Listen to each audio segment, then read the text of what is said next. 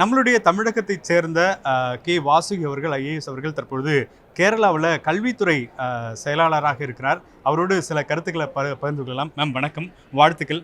குறிப்பாக கேரளா தமிழ்நாடு அப்படிங்கிறது மிகப்பெரிய ஒரு கனெக்ஷனாக இருக்கக்கூடிய ஒரு ஒரு மாநிலமாக இருக்குது. அங்கே வந்து இந்த பணியாற்றக்கூடிய அந்த தன்மை எப்படி இருக்குது? குறிப்பாக நீங்கள் ஐஏஎஸ் தேர்வாகி இப்போது அந்த மாநிலத்தினுடைய ஸ்டேட் கல்வித்துறையில் இருக்கிறீங்க, செக்ரட்டரியா. ஸோ எப்படி இருக்கு மேம்? ரொம்பவே ஒரு நல்ல அனுபவங்க. நம்ம வந்து தமிழ்காரங்க வந்து கேரளா தானே, பக்கத்து நாடு தானே அப்படின்னு நம்ம நினைப்போம். ஆனால் அங்கே கேரளாவில் போய் வேலை செய்ய ஆரம்பிக்கும் போது தான் புரிஞ்சுது, பல விஷயங்களில் வந்து கேரளா வந்து கொஞ்சம் நிறையவே வித்தியாசம் இருக்குது தமிழ்நாட்டுக்கும் கேரளாவுக்கும். அவங்களோட கல்ச்சர், அவங்களோட பேசிக் கல்ச்சர்லாம் நிறையா இருக்கும். பட் ஆனால் வந்து ஸ்பெசிஃபிக்காக வந்து பார்த்திங்கன்னா அந்த டெவலப்மெண்டல் இண்டிகேட்டர்ஸ், பின்ன அவங்களோட பேசிக் திங்கிங் பேட்டர்ன்ஸ் இதெல்லாமே வந்து ரொம்பவே வித்தியாசமாக இருக்கும். எதுங்க? கொஞ்சம் கண்டிப்பாக வித்தியாசமாக தான் இருக்கும். கண்டிப்பாக.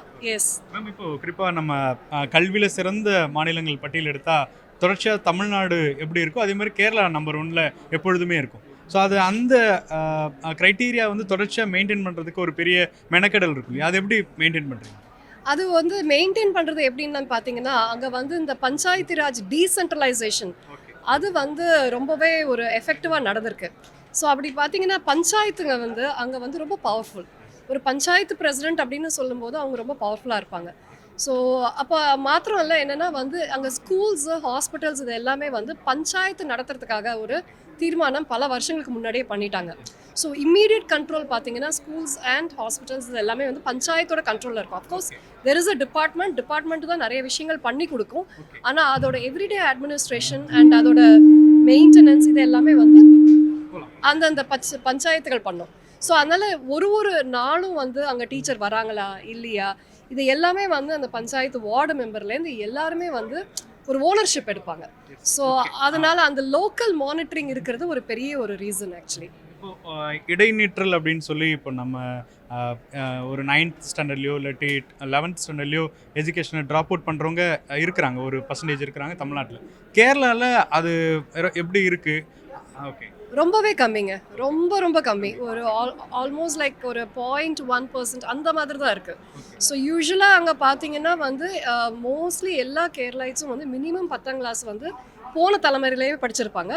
இந்த தலைமுறையில் பார்த்தீங்கன்னா மோஸ்ட்லி நிறைய பேர் வந்து ஒரு கிராஜுவேஷன் எப்படி இருந்தாலும் பண்ணியிருப்பாங்க. இல்லைன்னா மினிமம் ஒரு 12வது வரைக்கும் கண்டிப்பாக படிச்சிருப்பாங்க. மேம், இப்போது நம்மளுடைய அந்த உயர்கல்வித்துறையில் தமிழ்நாடு வந்து பெரிய இடத்துல இருக்குது. ஸோ நீங்கள் வந்து தமிழகத்திலிருந்து பயின்று இருக்கிறீங்க, தமிழ்நாட்டை சேர்ந்தவர். ஸோ அங்கே உயர்கல்வித்துறையில் வந்து அதை பற்றின டேட்டாஸ் எப்படி இருக்குது? காம்படிட்டிவாக இப்போ தமிழ்நாடும் நம்ம வந்து காம்படிட் பண்ணுறோம், வேர்ல்டு ஃபுல்லாக காம்படிட் பண்ணுறோம். ஸோ கேரளா எப்படி இருக்குது? ஐ திங்க் 2 பேருமே முன்னிலையில் இருக்காங்கன்னு சொல்ல முடியும். தமிழ்நாடு எஸ்பெஷலி வந்து ஐ திங்க் குளோபலி ஒரு நல்ல ஒரு ஹையர் எஜுகேஷனுக்கு ஒரு ரொம்ப பெரிய ஹப்பாக மாறி இருக்கு. நிறைய இன்ஸ்டிடியூஷன்ஸ் வந்து ஃபார் எக்ஸாம்பிள் நானும் ஒரு வேர்ல்டு ரினோன்ட் இன்ஸ்டிடியூஷன்லேருந்து தான் நான் படிச்சுட்டு வந்திருக்கேன். மெட்ராஸ் மெடிக்கல் காலேஜ்லேருந்து தான் படிச்சுட்டு வந்திருக்கேன். ஸோ கண்டிப்பாக எனக்கு ரொம்பவே அதில் ஒரு ப்ரைடு இருக்குது. மெட்ராஸ் மெடிக்கல் காலேஜோட ஒரு ஸ்டூடெண்ட்டுங்கிறதுல எப்பயுமே எல்லாருக்குமே ஒரு பெருமை தானுங்க. அதே மாதிரி தாங்க அங்கேயும். இப்போ பார்த்தீங்கன்னா இப்போ இங்கே மெட்ராஸ் மெடிக்கல் காலேஜ் எவ்வளோ ஒரு ஃபேமஸாக இருக்கோ, வேர்ல்டு ரெனோண்டாக இருக்கோ, அதே அளவுக்கு அங்கே ட்ரிவாண்ட்ரம் மெடிக்கல் காலேஜ், எஸ்பெஷலி இப்போ ஸ்ரீ சித்திர திருநாள்னு சொல்லிட்டு அங்கே ஒரு இன்ஸ்டிடியூஷன் இருக்குது. அதுக்கு பார்த்தீங்கன்னா வேர்ல்டு ஓவர் அங்கேயும் வந்து நியூராலஜி அண்ட் ஈவன் கார்டியாலஜி இது 2க்குமே வந்து அங்கே வேர்ல்டு ஓவர் இங்கே தமிழ்நாட்டிலேருந்து அங்கே வருவாங்க. எப்படி இங்கேருந்து கேரளாலேருந்து தமிழ்நாட்டுக்கும் நிறைய ஹாஸ்பிட்டலுக்கு போகிறாங்களோ அதே மாதிரி சில டிசிப்ளின்ஸ்க்கு அங்கேருந்து இங்கேயும் வருவாங்க. ஸோ அந்த மாதிரி பல ஒரு டிசிப்ளினுக்கும் சிஇடி, அதே மாதிரி காலேஜ் ஆஃப் இன்ஜினியரிங் ட்ரிவாண்ட்ரம், கியூசாட் இந்த மாதிரி வந்து அங்கேயுமே வந்து ஹையர் எஜுகேஷன் வந்து ரொம்பவே ரெகக்னைஸ் பண்ணியிருக்காங்க. ஜஸ்ட் லைக் அவர் ஓன் கிண்டி காலேஜ் அந்த மாதிரி. So I feel it's almost the same தான் நான் நினைக்கிறேன். ஃபைனலாக புத்தக படிப்பு அப்படிங்கிறது ரொம்ப இன்னைக்கு ட்விட்டரில், இன்ஸ்டாகிராமில் நிறைய பேர் வந்து முழுகிட்டு இருக்காங்க. ஸோ அந்த வேர்ல்டுலேருந்து புத்தகம் படிக்கிறது அப்படிங்கிறது எவ்வளோ இம்பார்ட்டன்ட்? ஒரு ஐஏஎஸ்ஸாக நீங்கள் ஸ்டூடெண்ட்டுக்கு என்ன சொல்ல வரீங்க? நானும் ஒரு எழுத்தாளர் தான். நான் என்னோட புக்கை த ஸ்கூல் ஆஃப் லைஃப்னு நான் எழுதினப்போ இதே கேள்வி தான் எனக்கும் வந்துச்சு. நம்ம இவ்வளோ கஷ்டப்பட்டு ஒரு புக்கை எழுதுகிறோம், இதை யார் படிக்க போகிறா? அதுவும் ஒரு தாட் இருந்துச்சு, ஒரு இளைய தலைமுறை இது படிப்பாங்களா அப்படின்னு ஒரு தாட் இருந்துச்சு. ஸோ ஆக்சுவலி வந்து இதில் ஒரு விஷயம் என்ன சொல்லணும்னு நினைக்கிறேன்னாங்க, இப்போ நம்ம வந்து ஒரு 1 minute வேர்ல்டில் தான் இருக்கோம். இந்த 1 minute மேலே நமக்கு வந்து அட்டென்ஷன் ஸ்பேனு இப்போ இல்லை. அண்ட் நானும் கொஞ்சம் சோஷியல் மீடியாவில் வந்து என்னோட பல கருத்துக்களும் வெளிப்படுத்தணுங்கிறதுக்காக வந்து நான் நிறைய போஸ்ட் எல்லாம் போடுவேன். ஒரு நிமிஷத்துக்குள்ளார ஒரு கருத்தை எப்படி, அதுவும் ஒரு விலை மதிப்புள்ள ஒரு கருத்தை வந்து ஒரு 45 செகண்ட்ஸில் எப்படிங்க சொல்ல முடியும்? சொல்ல முடியாது. வாழ்க்கையோட உண்மையான அர்த்தங்கள் என்ன, வாழ்க்கைன்னா என்ன, இந்த உலகம்னா என்ன அப்படிங்கிறது என்றைக்குமே வந்து ஒரு நிமிஷத்தில் அதெல்லாம் சொல்லவே முடியாது.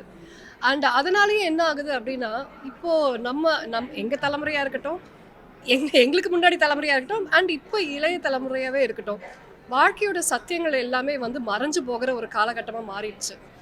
வாழ்க்கையில் சந்தோஷம்னா என்ன, அதில் வந்து என்ன சொல்கிறது, உண்மையான சக்ஸஸ் அப்படிங்கிறது என்ன, இதையெல்லாம் வந்து நம்ம புரிஞ்சுக்கணும் அப்படின்னா வந்து புக்கில் வந்தால் தான் மாத்திரம்தான் வந்து வர முடியும். பட் இது என்னன்னா, இந்த 1 மினிட் வேர்ல்டில் இது வந்து பயங்கர அடிக்டிவ் ஒரு டெண்டன்சி. அண்ட் நம்ம பிரெயின் எப்படின்னா, ஒரு தடவை அடிக்ட் ஆகிடுச்சுன்னா அதுலேருந்து மீண்டு வெளியில் வரதுக்கு ரொம்ப கஷ்டம். இது ஒரு ட்ரக் அண்ட் ஆல்கஹால் அடிக்ஷனுக்கு சமமாக வந்து டிஜிட்டல் அடிக்ஷனுக்கு போயிட்டுருக்கு. ஸோ இந்த அடிக்ஷன்லேருந்து நீங்கள் வந்து அடிக்ட் ஆகணும்னா புக்கு தான் ஒரே வழிங்கிறது என்னோட ரொம்ப ரொம்ப ஸ்ட்ராங்கான ஒரு கருத்து. மிக்க நன்றி மேம். தொடர்ச்சியாக நம்மளுடைய தமிழகத்தை சேர்ந்த பல ஐஏஎஸ் அதிகாரிகள் நாடு முழுவதும் பல்வேறு திட்டங்களில் முன்னிறுத்தி வர்றாங்க. அந்த வகையில் நம்மளோடு தற்போது திரு வாசுகி அவர்கள் பல்வேறு கருத்துக்களை தெரிவித்திருக்கிறார். ஒளிப்பதிவாளர் அம்ஜித்துடன் வேல்முருகன், நியூஸ் 18 தமிழ்நாடு.